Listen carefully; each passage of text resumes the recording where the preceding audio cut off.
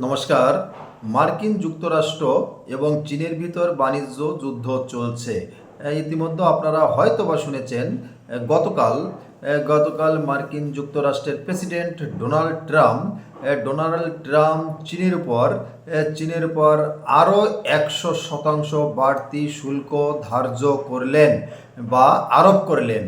অর্থাৎ আগে যে শুল্ক ছিল মার্কিন যুক্তরাষ্ট্রের যে পণ্য দ্রব্য চীন পাঠায় তার উপর শুল্ক যেটা ধার্য ছিল তার চেয়েও 100% শুল্ক বৃদ্ধি করলো বা আরোপ করলেন।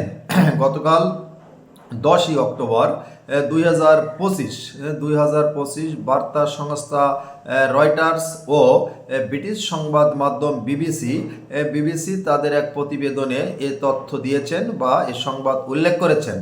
10ই অক্টোবর মার্কিন যুক্তরাষ্ট্রের প্রেসিডেন্ট সামাজিক মাধ্যম ট্রুতে চীনের বিরুদ্ধে 100% শুল্ক আরোপ করা হয়েছে, বাড়তি শুল্ক আরোপ করা হয়েছে তিনি ঘোষণা দিয়েছেন এবং দ্রুত কার্যকর করা হবে।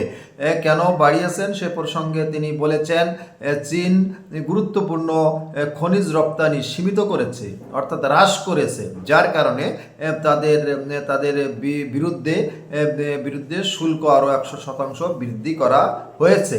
চীন যে গুরুত্বপূর্ণ খনিজ রপ্তানি করে থাকে মার্কিন যুক্তরাষ্ট্রে, সেটা এতই গুরুত্বপূর্ণ মার্কিন যুক্তরাষ্ট্রের গাড়ি থেকে শুরু করে বিভিন্ন ইলেকট্রিক্যাল যন্ত্রপাতি তৈরিতে গুরুত্বপূর্ণ খনিজ চীন থেকে রপ্তানিকৃত খনিজটি অত্যন্ত গুরুত্বপূর্ণ। আর সেটা সীমিত করায়, রপ্তানি কমিয়ে দেওয়ায়, এ কারণেই মার্কিন যুক্তরাষ্ট্রের প্রেসিডেন্ট ডোনাল্ড ট্রাম্প চীনের উপর যে শুল্ক ধার্য ছিল চীনের পণ্যের উপর আরও 100% বৃদ্ধি করলেন।